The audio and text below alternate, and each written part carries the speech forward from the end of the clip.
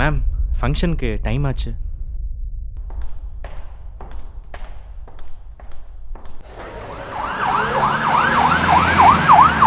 Good morning students, teachers and our honorable chief guest, the district collector of Coimbatore, Mrs. Indumadi அவர்களை வருக வருக என வரவேற்கிறேன்.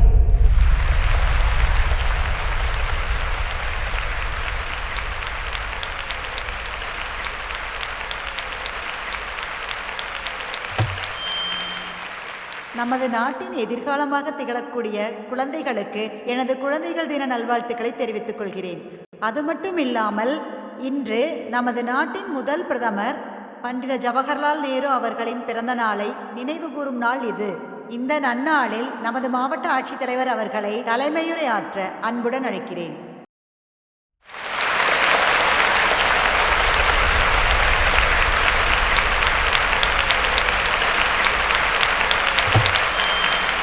Thank you ma'am. Dear students, இன்றைக்கி உங்கள் எல்லாருக்கும் ஒரு கதை சொல்ல போகிறேன். ஒரு 16 வயது கிராமத்து பொண்ணு தன்னோட திறமையால் இந்தியாவை திரும்பி பார்க்க வைக்கணுன்ற ஒரு கனவோட கதை.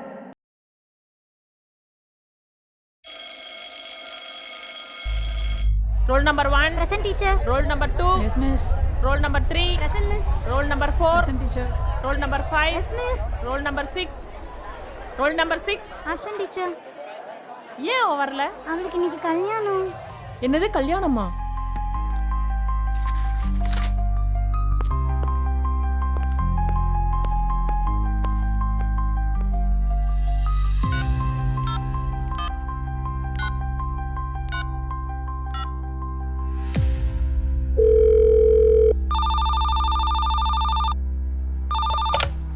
Hello, child helpline. மாப்பிள்ளை வீட்டிலேருந்து 10 மணிக்கு கோயிலுக்கு வந்துடுவாங்க. சீக்கிரம் கிளம்ப போகணும். என்னங்க பொண்ணு படிப்பு? படிப்பா? படித்து கிழிச்சதெல்லாம் போதும், நான் சொல்கிறத மட்டும் செய்யுங்க.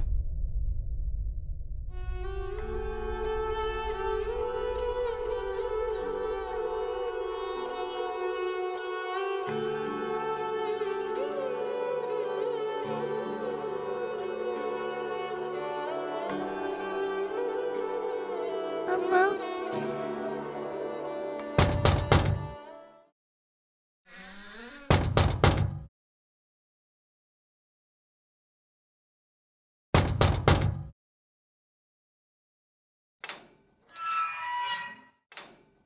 யார் நீங்கள்?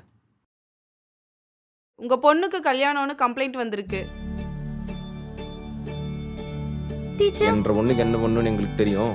நீங்கள் உங்கள் வேலையை மட்டும் பாருங்கள். ஏய், ஒன்றும் இல்லைடா, ஒன்றும் இல்லை. உங்கள் பொண்ணு நல்லா படிக்கிற பொண்ணுங்க சார். உங்கள் பொண்ணுக்கு நல்ல எதிர்காலம் இருக்குது, நல்லா படிப்பாங்க. தயவு செஞ்சு படிக்க விடுங்க சார். அதையும் மீறி உங்க குழந்தைக்கு வந்து குழந்தை திருமணம் பண்ணணும்னு நினைச்சீங்கன்னா அது சட்டப்படி குற்றம். இந்த குற்றத்தை பண்ணீங்கன்னா உங்களுக்கு 2 ஆண்டுகள் சிறை தண்டனை. இதனால உங்க பொண்ணோட வாழ்க்கை மட்டும் பாதிக்கப்படாது, உங்க பொண்ணை கல்யாணம் பண்ணிக்க போற பையனோட வாழ்க்கையும் சேர்ந்து பாதிக்கும், உங்க குடும்பமும் சேர்ந்து பாதிக்கும். படிக்கட்டும் சார்.